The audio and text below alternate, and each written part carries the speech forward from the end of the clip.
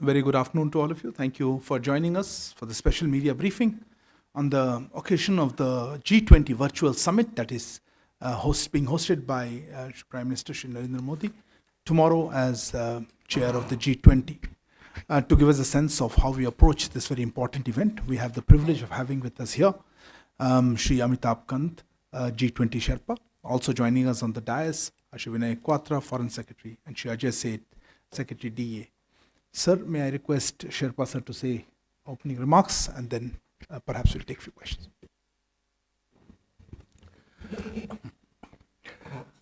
Let me welcome you all to this pre-summit press conference, which is being held ahead of the G20 Leaders Summit.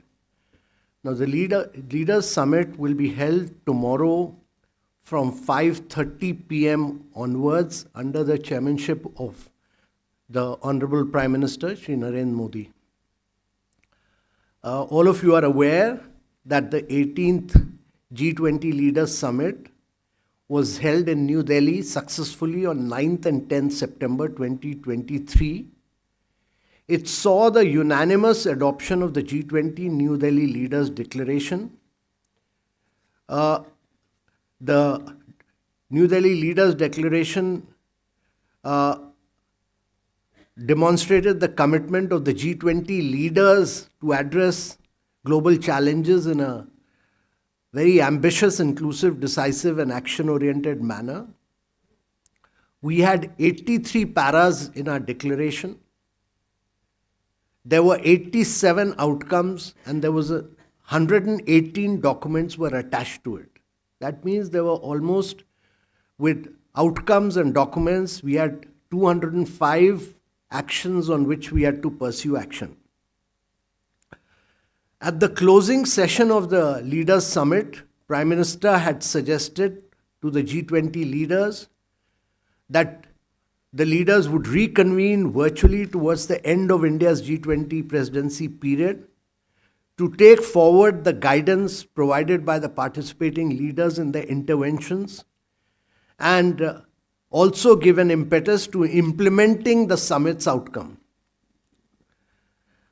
The Prime Minister has been particularly focused on implementation of the Leaders' Declaration, and all our ministries. We've held several rounds of meetings with our ministries to pursue action on all the Leaders' Declaration, and on a vast range of areas, declaration has been taken both domestically and internationally. This virtual summit will be the second time the Prime Minister will be hosting the leaders of the G20 within a span of just over 2.5 months. This is something very rare and rather exceptional. No other presidency has had a physical meeting of all the leaders and then a virtual meeting. In addition to all this, as you are all aware, the Prime Minister has hosted 2 sessions of the Voice of Global Summit this year, which was coordinated by the Foreign Secretary. So, actually, India has held 4 such meetings in a single year with the participation of over 150 world leaders, which clearly demonstrates the convening power of India and the leadership of the Prime Minister at the global level.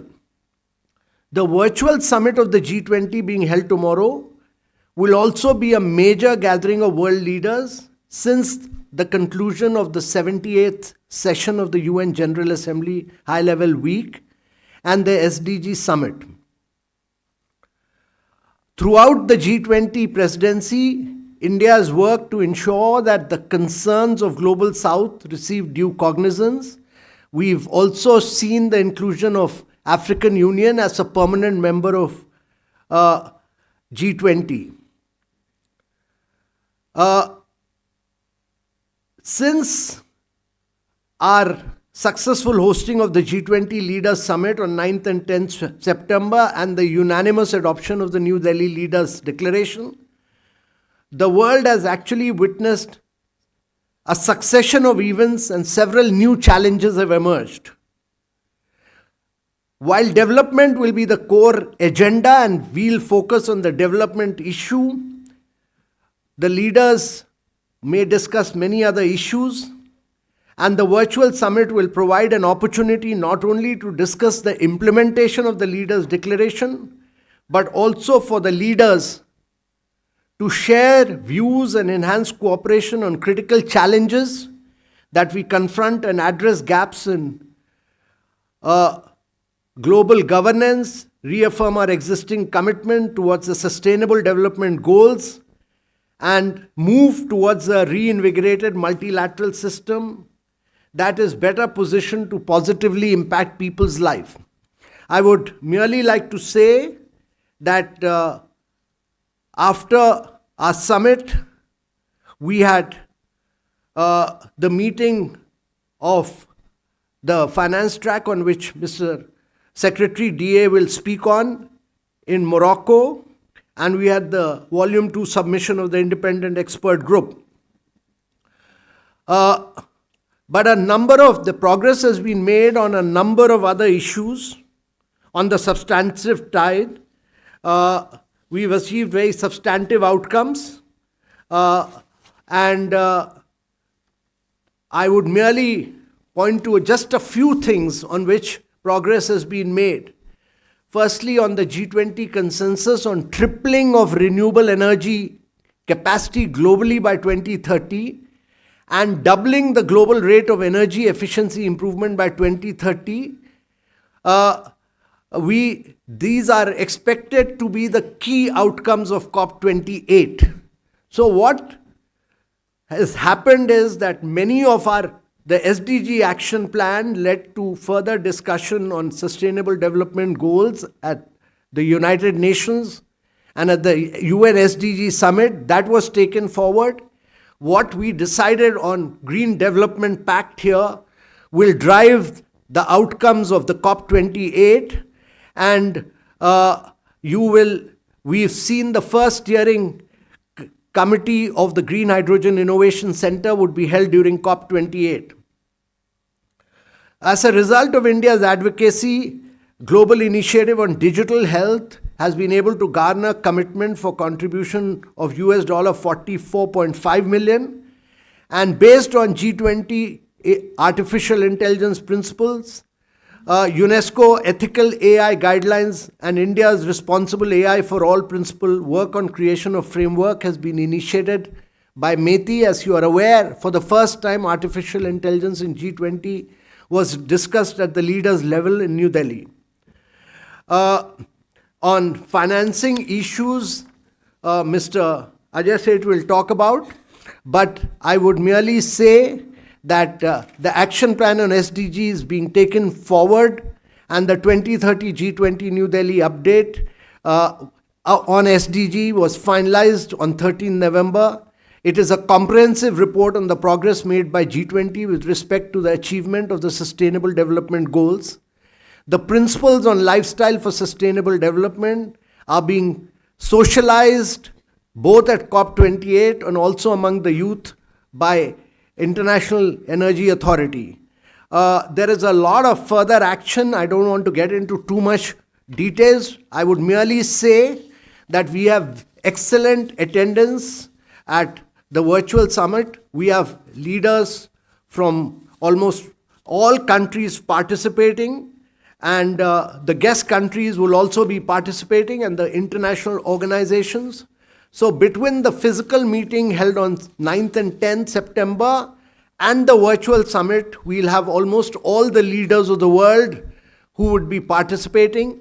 And I would merely say that we look forward to a very detailed deliberations by the leaders tomorrow. With these few words, I'll hand over the mic to Mr. Ajay Seth, Secretary DA. Thank you, sir. A very good afternoon to all of you.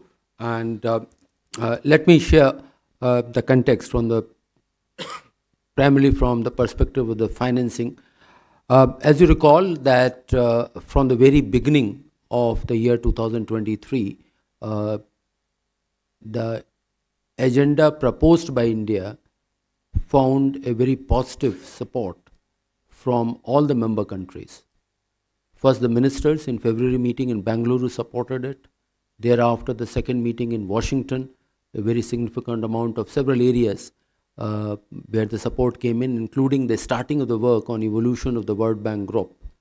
Then the July meeting, the third meeting of finance ministers and governors in Gandhinagar, on several key issues, agreements were reached.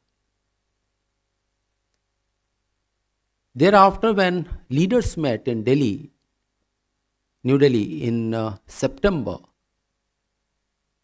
the contribution of various working groups, not just in finance track, but several working groups under the Sherpa track, the kind of a momentum which was created led to endorsement and a support much, much beyond what the different working groups were in a position to arrive at. As a result, the agreements reached, the endorsement obtained were much more, significantly more than the sum total of the parts. That's the kind of a momentum which got created. And in the finance track, if you can, I can mention just one particular aspect. If you recall, that in the July meeting of finance ministers and governors, there were still few things which were in the making. For example, the work on MDBs, the work of the independent expert group, the work on synthesis paper on crypto assets.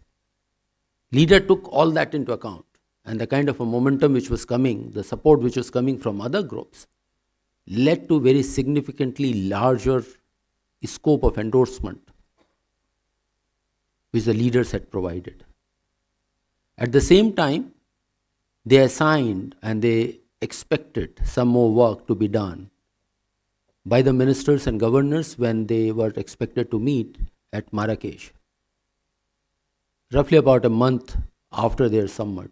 And that meeting, if you recall, in Marrakesh, the ministers and governors built upon that momentum and the guidance which the leaders had provided, and there the report of the independent expert group was welcomed. How to take that forward was agreed upon. Similar manner, in other areas, the agenda which was there, the momentum was provided. Since then, between October post Marrakesh and in the past 4 to 5 weeks, several of you were with us when the webinars were done in Sushma Swaraj Bhavan, that to deliberate upon the guidance which the leaders had provided, how to take that forward within our own country as well as in other international fora and including in the G20 fora. And that found support not just within the country but also the international speakers who had participated in those webinars. Now, tomorrow we expect that when the leaders will be meeting again build upon that momentum and get further guidance so that when India hands over the presidency, it will be a strong momentum to the agenda which has been hugely influenced by the perspective of the developing countries, and to take that forward. I'll stop here. Thank you. I would now turn. Fair enough, Okay, sir. okay, Thank you very much, sir. We're going to open the floor for questions. Please introduce yourself and the organization that you represent, and we'll probably take a few questions together. Yes, please. Microphone there at the back. Yeah, good evening, everybody. I'm Siddharth from Bloomberg. My question is to Mr. Kant. Will Mr. Putin and Joe Biden be attending tomorrow's sessions? Siddhant here. Sir, Siddhant from Vion. To Sherpa, sir. Sir, how does India plans to strengthen the presidency of Brazil, who will be the next president? And to the Foreign Secretary, sir. Sir, the presence of the Chinese side, the representation, did we send the invite for the person who has been deputed or for the President Xi Jinping? How do you know who's been deputed? They have announced, the Okay. Chinese side has announced. Fair enough. Anyone else? Yeah. Yeah, Abhishek, go ahead. Sir, Abhishek from CNN News 18. Sir, my question is regarding this latest West Asia crisis, that is Israel-Hamas war. So will that also be in the agenda when the leaders will be having conversation? The current conflict. Current conflict, Yeah, on the agenda. Okay. Yes, please.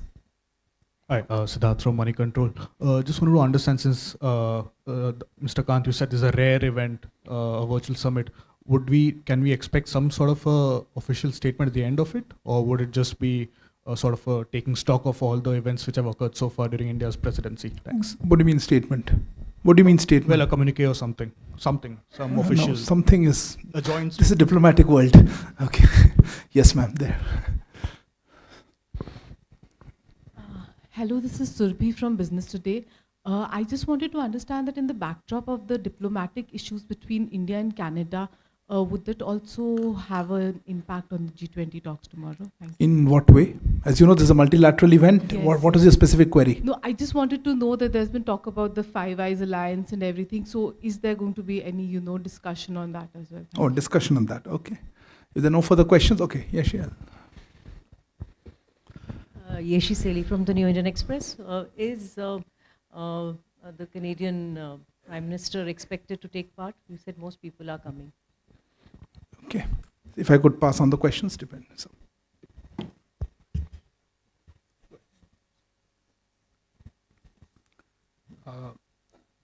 I think on the question of participation, and there have been a range of queries with regard to the specific participation from a country about a particular leader.